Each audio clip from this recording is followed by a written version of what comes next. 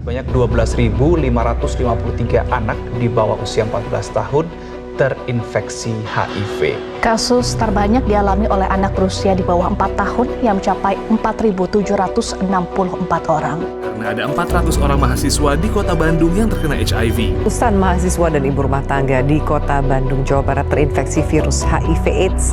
Tidak hanya di kota Bandung, penularan virus HIV/AIDS juga dilaporkan menjalar ke sejumlah kota besar lainnya. Perhimpunan Dokter Penyakit Dalam menyatakan tren penyebaran virus HIV bukan lagi lewat jarum suntik, melainkan perilaku seks sesama jenis. Ironisnya, puluhan ibu hamil tertular penyakit mematikan itu dari sang suami. Sementara itu, Kementerian Kesehatan mencatat kasus HIV ibu hamil meningkat dalam 3 tahun terakhir. Lantas, apa langkah pemerintah menangani penyakit mematikan itu?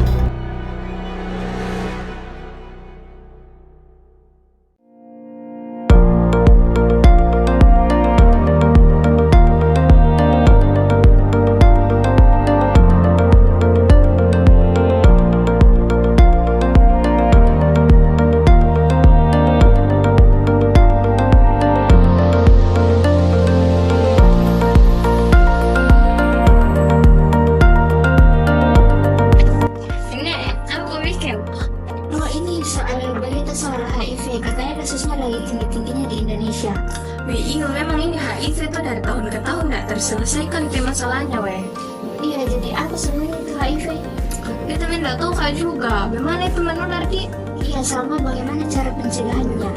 Dan paling bingung kita berdua tuh, lebih baik kita cari ini video dari dokter penjelasannya. HIV adalah virus yang menyerang sistem kekebalan tubuh. Penularan HIV dapat melalui hubungan seksual ataupun penggunaan jarum suntik secara bersama-sama. Selain itu, HIV dapat menular melalui darah ataupun air susu ibu. Jadi HIV dapat dicegah dengan menggunakan pelindung jika kita melakukan hubungan suami istri atau hubungan seksual. Salah satunya dengan menggunakan kondom. Kemudian yang kedua adalah dengan tidak menggunakan jarum suntik secara bersamaan.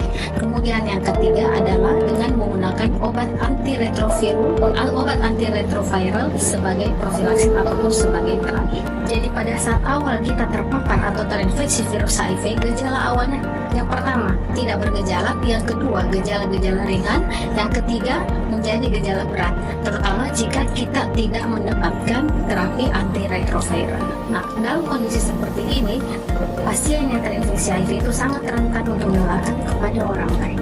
Apa yang paling ditakutkan pada penyakit HIV?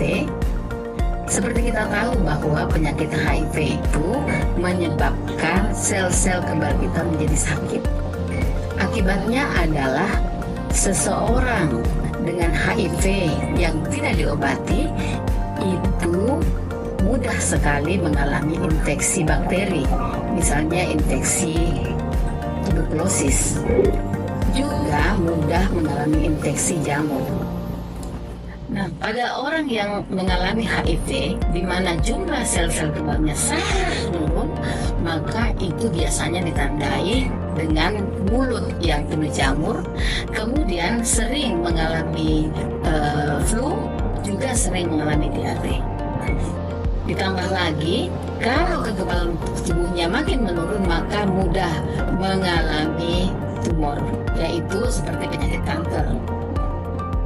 Sangat penting untuk mengetahui status HIV kita untuk mencegah kondisi yang lebih parah dan untuk mempertahankan kualitas hidup, bukan hanya untuk diri kita sendiri tapi untuk pasangan kita.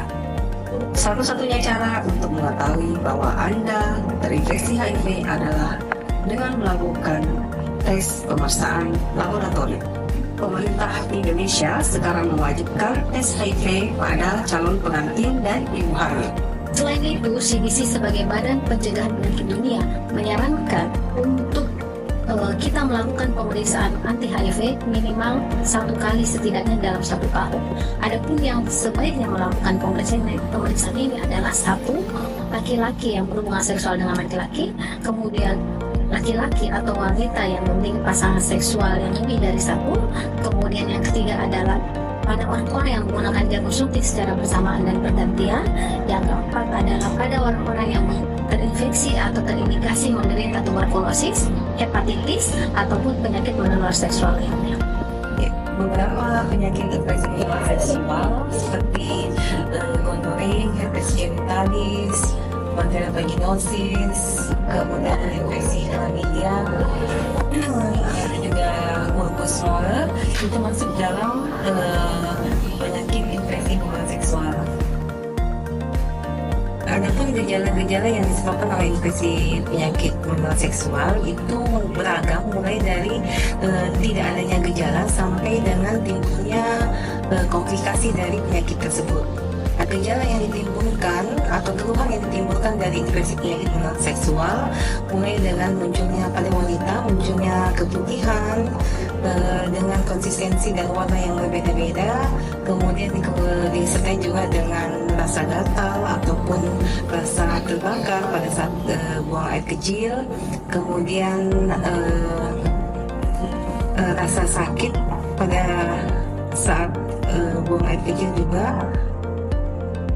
Kalau pada laki-laki bisa juga sama keluhannya, sakit pada saat buang air kecil ataupun keluar di tubuh yang berwarna berbeda-beda tergantung dari infeksi penyebabnya apa. Kemudian bisa juga muncul benjolan pada organ reproduksi dari baik itu laki-laki ataupun pada wanita. Sebenarnya komplikasinya juga banyak, tergantung dari penyebab dari infeksi menular seksual. Apabila terjadi muncul keluhan ataupun gejala, sebaiknya jangan diobati sendiri. Disarankan untuk periksa ke dokter untuk dapat pengobatan yang tepat. Kemudian selama proses pengobatan disarankan untuk tidak melakukan hubungan dengan pasangan.